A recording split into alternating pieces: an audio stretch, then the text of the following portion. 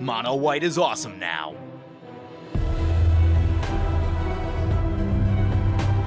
Welcome back, everyone. Just got done watching the Channel Fireball Command Fest 2 panel with Gavin, Jules, and Ari. And they went through a bunch of spoilers for the upcoming products, and I want to talk about 2 spoilers out of those products that I think are awesome. So the first one we see is the card in front of us, and that's Keeper of the Accord. It's 3 and a white for a 3/4. It says, at the beginning of each opponent's end step, if that player controls more creatures than you, create a 1/1 soldier token. And, at the beginning of each opponent's end step, if that player controls more lands than you, you may search your library for a basic plains, put it onto the battlefield tapped, then shuffle. So, most importantly, this is a card that keeps you afloat if someone's ramping really hard. Even more so if multiple opponents are ramping really hard. My early prediction is, if Sol Ring makes your white deck 98 cards, Keeper of the Accord makes your white deck 97 cards, because I think you just jam this in everything now. So there's a lot of really good things about this card. There's a few things I don't like, and I'll talk about those too. But overall, I am very excited about Keeper of the Accord. So let's talk about the tokens first, since that's the first ability on Keeper. This ability is cool, but by itself wouldn't necessarily make this card playable, but the fact that it's kind of tacked on to something else really good is what makes it very good. So, White obviously cares a lot about tokens. There's a lot of support for tokens, things like Cathar's Crusade, many of the Anthem effects, Anointed Procession, Elesh Norn. White likes tokens. No surprises there. A thing that I do like about it is that these are 1/1s. You can feed those to Skull Clamp, and Skull Clamp is already a card that you probably need to run in your white deck anyway because it's basically the best form of card draw for white. So, worst case scenario, you're making 1/1s that either block something big when they try to attack you, or you feed them to Skull Clamp and draw extra cards. I do think that makes Skull Clamp, Steel Shaper's Gift, and Open the Armory gain a lot of value right here, and Skull Clamp is already gaining value as a result of the Death Rule change anyway. So I think Skull Clamp is just like an absolute must in Mono White. But anyway, yeah, there's a lot of value to just making bodies. Either feeding them to Skull Clamp, feeding them to blockers, or pumping them up with Elesh Norn, True Conviction, whatever the case is, and using them to actually win the game.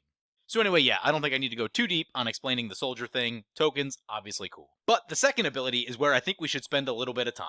So, similar to many other white cards that find lands, if an opponent has more lands than you, at the end of their turn, you get to put a basic plains onto the battlefield tapped. Basic is notable in that it can't get misspell plains or duels or shocks. I get it, that would probably be a little bit too crazy if it did. So I think the easiest thing to do is think about really common play patterns that you see in the game. If you play this on turn 4, here's what I think you should expect out of a quote-unquote normal game of Commander. If there's a green player at the table, in all likelihood, they have played a Cultivate or similar type spell by turn 4 or by turn 5 in the game. And if they haven't, they're either on the Mana Dork plan or things just aren't going very well for them. But in general, if you're seeing a green deck, they've probably played a Cultivate or some other card that puts a land onto the battlefield. So getting that land keeps you afloat with that opponent. But where I think this is really cool is that it does it with every opponent. So if things have been going terribly for you, which is not a stretch, if you're a mono white deck playing against 3 green X decks, sometimes you see the Sultai deck that dumps a bunch of lands in their graveyard and then drops a Splendid Reclamation, and now they've got like 8 lands on turn 4, whatever the case is. So if there are multiple opponents ramping at the table, this is going to keep you afloat with them, and that is really, really cool. Potentially, you can get up to 3 lands and 3 creatures per cycle. That's the ceiling of this card. In reality, you're probably not going to get quite that much. If you play this card on turn 4, I would expect, especially if there's a green deck at the table, green decks also like creatures, you're going to get probably at least 1 soldier token. If there's not a green deck, if you're facing a bunch of blue decks, it might be 0 on the tokens. But in general, creatures are really powerful right now. There are a lot of incentives to play creatures, so people are running more creatures than they were in years past. In general, I think you're going to get at least 1 token. The lands thing will depend heavily on your opponents, how strong their decks are, what decks they're playing, what colors they're playing. But in general, I think you're going to get at least 1 land out of this thing most of the time. And if you're not, you're probably not going to play it. So if you're ahead on lands, and this is in your hand, you probably opt to do something else on turn 4 anyway. So I'll liken this to the Hour of Revelation situation that I find myself in a lot. Hour of Revelation blows up all non-land permanents, and you're like, this can hit a lot of my things, and that could be bad. The truth is, you don't play it if it's not worth it. Like, you only play Hour of Revelation when you're behind on board and people have crazy stuff that needs to be dealt with. Sure, you might lose a couple things, but they're losing more than you. Same is going to be true with this card. If you're looking at the board and you're like, I'm way ahead right now, there's no real need to play this. If you have other things to do, you're just going to do those instead. But what's still really cool about this is that, let's say you have nothing else to do, this is your best play for turn 4, or whatever situation of the game you're in. You don't need to know ahead of time if your opponent's going to have more lands than you at the end of their turn, or if they're going to have more creatures than you at the end of their turn. If they try to make some big plays on their turn, maybe there's a Sword of the Animist involved, maybe a Sky Shroud claim, maybe an Avenger of Zendikar, something like that. You don't need to know that ahead of time, so that weird delay on the effect is actually kind of cool.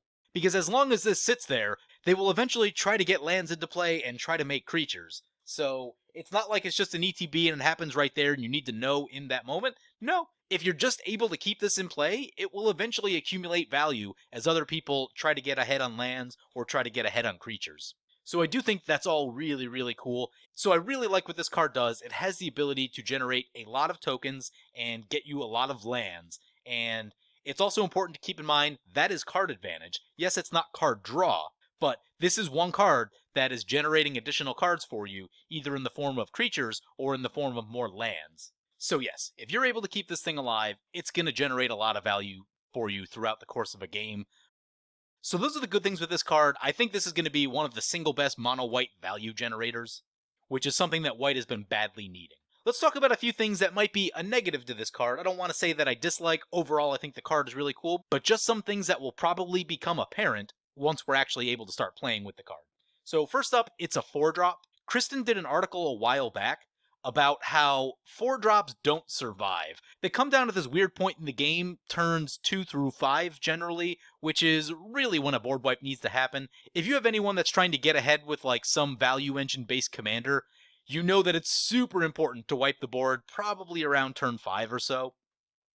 So if you just jam this down, let's say off of a Soul Ring on turn 2 or anywhere off of normal mana turns 3 through 5, then it is likely to get caught up into a board wipe, which is not the best. So in some sense, if you can dodge the first board wipe, hang on to this thing, then play it, and, hope it stays in play for a few turn cycles, then it's going to be really good. But the fact that it is a 4-mana creature just makes it sit in this, weird time of the game where it's just like, well, 4 drops are powerful, a bunch of commanders in play, need to wipe the board. So be careful of that. That is certainly a thing that you can play around, though. Another thing is also regarding the fact that it's 4 mana is that 4 mana is starting to get a little bit crowded. There are a lot of really good creatures you can run at 4 mana. If I'm mono white, I'm already thinking about Solemn Simulacrum, Core Cartographer, probably Hero of Bladehold if I'm doing any sort of combat-based thing, Linvala if you like stacks, Alms Collector also if you like stacks, or just don't want people drawing like crazy. Smothering Tithe is an unbelievable piece of ramp. So, one thing to consider in deck building is you can only put so many 4-drops in your deck. In general, I would say that number is like 15 hard cap, probably better around 12 or 13 is generally about the right number for non-green decks. So in all likelihood, you may have to give up a 4-drop that you really liked in order to get this in your deck, and that's just kind of one of those things that happens over time. I do believe that the value that this card can generate will be a little bit too valuable to not run over any other current card in white. A few other problems that might creep up with this card are, this card's in a supplemental product. I'm looking at this thing and I'm like, I need 12 copies of this card. I have a lot of white decks. Being in a supplemental product means that it's probably not going to be super cheap. It is at rare and not at mythic, thankfully. So hopefully that does something to keep the cost down. I know the set is going to be draftable, so I do think that makes the rarity matter, unlike Commander products where the rarity doesn't really matter because there's just always one of the card. So the fact that it's rare should hopefully keep it from being too expensive. If I had to take a shot in the dark, I would say that the pre-order price will probably be between $3 and $5, but that's just a shot in the dark, I have no idea. And then finally, one other possible downside with this card is that it doesn't have any keywords on it. So, you look at a card like Odric Lunarch Marshal. White usually does really well with just having a lot of nice keywords around. Even something as simple as First Strike or Vigilance, I think really would have made this card awesome. Just helps you get a little bit of an edge in combat. Right now is a 3/4 with no keywords built in. Probably going to be more of a creature that you kind of just keep on the back line and don't really turn sideways all that much unless you know you have an absolute clear path into someone. And at this point, I'm just being super nitpicky, but yeah, a keyword would have been really cool on this card just to give it some combat advantage. So for comparison's sake, I think you'll treat this card more like you treat an Oracle of Moldiah that you have in play, and less like a Verge Rangers, which you can actually get a little busy with because it's got First Strike on it. So anyway, yeah, that's what I like and dislike about this card. Overall, I think it's going to be fantastic. I think this is an auto-include in pretty much every white deck. Unless you have green, of course. If you have green, then you're probably going to be ahead on lands, or trying to be ahead on lands, and that effect is probably going to be less relevant to you.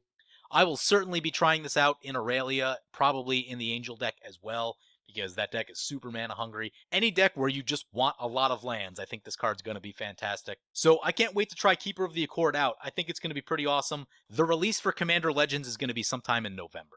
And with that, we'll move on. There is one other set of spoilers we should talk about, and that is the enemy Battlebond lands. Screenshot right from the Command Fest today. I'm super excited to get these. If you're running an enemy 2-color deck and you're not running fetches, shocks, or duels, it can be really tricky to get a good mana base without using tons of tap lands. So I'm really excited to see this cycle. I don't think we need to dwell on it too much, but I am really excited to get these lands. So anyway, I'm going to wrap it up there. Hope you guys enjoyed these spoilers. As always, feel free to comment, like, or subscribe. Thank you for watching. The 2020 GoFundMe is active. If you want to do one-on-one deck reviews with me, or get one of your decks played on video, be sure to check out the link in the description below. I want to thank my awesome Patreon supporters. You guys are awesome. If you want to help support the channel and vote on which decks I play next, feel free to check out my Patreon at the link below.